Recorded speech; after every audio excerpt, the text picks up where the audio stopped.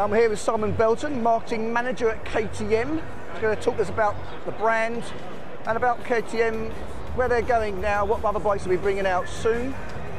Okay, over to you. So if you want to tell us about where KTM are at the moment in the market, and where you see yourselves heading. Yeah, so we obviously, KTM, if you ask anybody on the street, KTM will probably, they'll probably tell you that they make motocross bikes for scramblers or off-road. Exactly, but the leaders in that niche have been for a long time. We have been, but some people will be surprised to know that this year we'll be selling as many road bikes as off-road bikes. Oh, is that a fact? I didn't realise that actually. So brilliant. It's a significant change, and the growth is street bikes. And we cover the sector, 125 sector, 390, so that's A2 license. Our new product in Adventure has grown by 60% rather, so we've now got 3 models instead of just the one. Yeah. So we have an Adventure 1050, which is an entry level, 95 horsepower, no gimmicks adventure bike, through to the 1190, which is a very sports focused ride. More of a sports tourer, but still in adventure style. Absolutely, and then the 1290 Super Adventure, which has all of the accoutrements that you would want out of a modern. Oh right, so it's got usual technology add-ons, electricity that you expect on the road to help you out in dodgy situations, or traction control, anti-lock brake system, which is the cornering ABS as well, heated seats, heated grips, basically everything you would need. I can understand KTM, the natural step would have been into the adventure market, which makes absolute sense. With the sports bikes, what made KTM move into that arena? You mean, well, in terms of the 125, the small bikes, with the RC125, which is a really funky looking, sexy... Oh, it's a very attractive bike. Youth-focused super sport bike.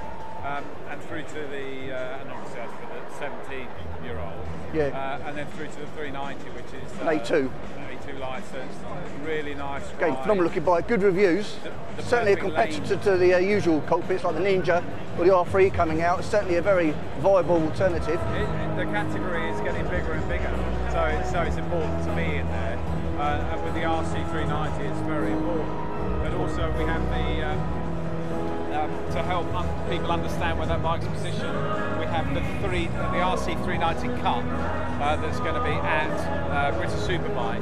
So we're having so we're having 8 rounds of British Superbike will feature the RC390 Cup, and that's for entry-level riders, novices from 13 to 19 years old.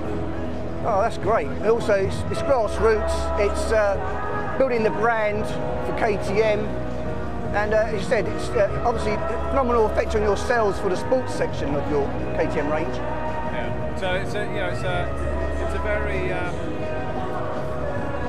very sports, obviously a sports focused category, but it's actually, because it's small, 125, 390, it makes a whole lot of sense. So where do you see KTM in the short to medium terms, the next 2 to 5 years? Do you think you're going to start pushing more bikes out in the sports sector because that's where the growth is? Or adding a few more naked bikes because that's also where the growth is? The super sport market, the small super sport market, there's obviously, there is some growth in there. Right. Not sure about the larger super sport. Our focus will be on bikes that you can engage with. Now we obviously will have to look at a global marketing policy in terms of the product we deliver. Adventure is the now, but for the future there are bikes in development that currently don't feature in our range, and we hope to take advantage of emerging segments as they emerge. Okay, one question that KTM prospective clients might ask is, what about the dealer setup for servicing and maintenance? Obviously, because you've got the prolific Honda dealers and Yamaha everywhere, it seems. Well, that is always a bit of a challenge. We've got 39 dealers, including off-road, something like 28 road-focused dealers. Oh, brilliant. Do our road bikes. in comparison to the other brands, it's not a huge spread geographically. Yeah, but well, yeah, it covers some areas. It makes it easier to get people to get into the brand in the first place. Well, and that's an interesting point, because where you've got lightweight dealers, that's where we're making a push. We want more lightweight dealers to cover the 4 models, which is Duke 125 and 390, and RC 125 and 390, which cover actually a really good segment of the market. Yeah. So we're looking for dealers to sell those products in specific areas, but of course with the customer that's buying the 1290 Super Adventure, for instance, is much more likely to travel for that particular bike, whereas 125 prospects don't travel. So no, I think you're right. We need to have dealers, ideally, of course, one in every town. Yeah, I know what you're saying, because obviously Honda with the CBR 125 and Yamaha with the R125 are so easy to go to. You're trying to make it as easy for your clients as possible to come and get to you. That is a very good point, but we still have 28 dealers in places that sell these motorcycles. So, you know, we won't expect to lead the market in terms of registrations for those motorcycles, but we should have a very, very good slice of that market. Yeah, but as you said, your brand's focusing on the feel. When you get on a bike, there's two kind of things. There's smooth, safe riding, which you get with Honda, which is focused for someone who just get on a bike and go. Then you've got the mates like Triumph, Ducati, KTM, who are all about the feel, about the passion, and about kind of the raw biking experience. And what I don't want to see, and I think it's a problem with Honda actually, I've got 2 of them myself, they seem to be diluting them to make them more mass appeal. But then they're losing they're becoming less appealing, ironically. So KTM is going to be true to the brand. It's going to be still a dynamic brand based on feel. It is, yeah, absolutely. And it's about emotion and engagement and all those things.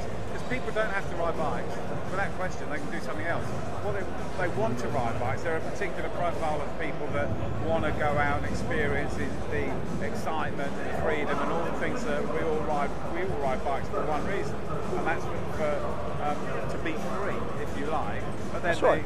It's augmented by the other benefits of it, and it's a great thing to own and experience and develop in your own way. You know, the test is relatively complex to go through, the test system.